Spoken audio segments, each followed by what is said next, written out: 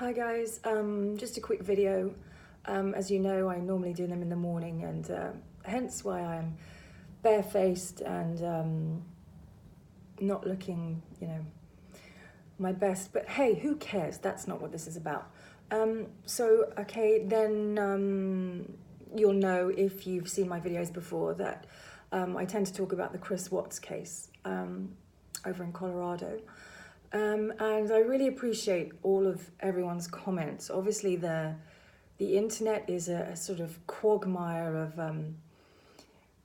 of opinion and a source for people to vent and express themselves and stuff like that.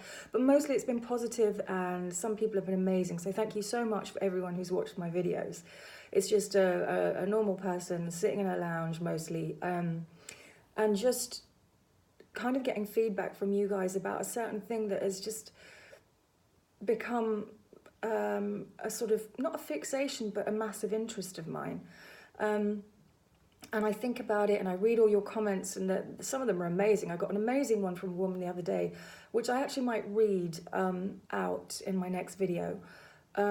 She made so much sense to the question that I've been sort of banging on about since my first video, which is that something still isn't ringing true for me with either of Chris Watts' confessions.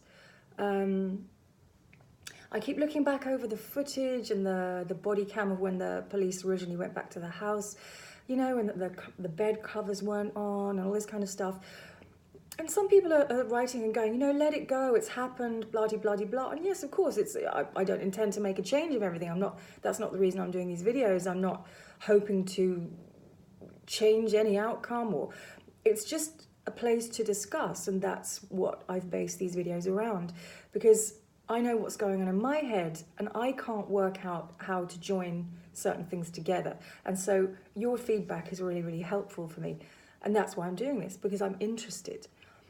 And I'm interested in Chris Watts because something just doesn't make sense to me.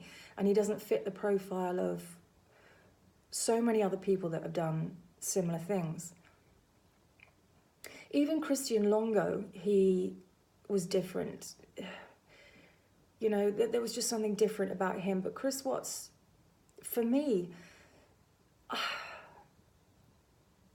sometimes I just feel remorse for him, because there's none there. Or is there some there? I don't know. Because when he was at his hearing, tears were rolling down his cheeks and his leg was going.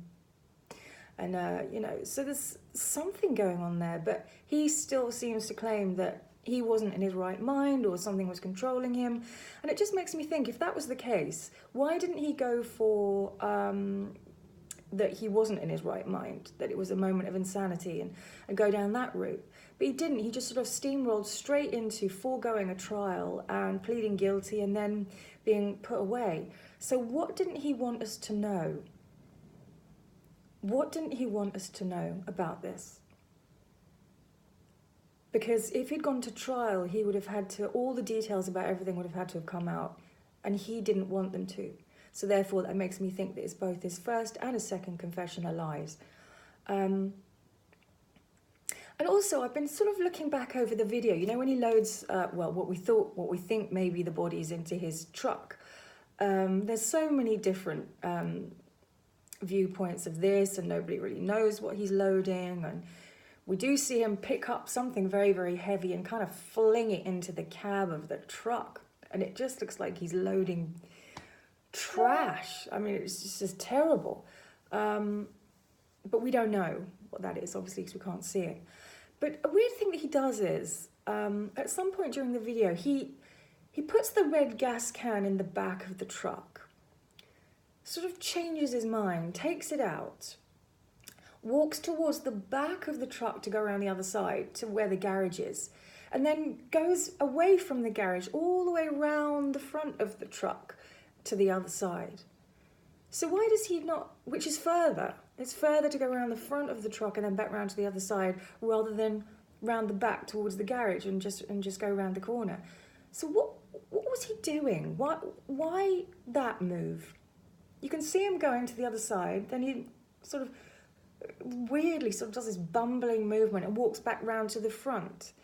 I'm just wondering what people's thoughts are on that, because that's quite interesting. Was there something in the garage? Was he talking to someone? Who knows? But it'd be great to know your ideas about that one. Yeah, that's my question for today. I might change these videos and do a question of the day for everyone. But thank you again for supporting me and your really lovely comments. And again, I'll read out some great ones, because even though we aren't making any changes making these videos, at least we're talking. Thank you very much. Bye-bye.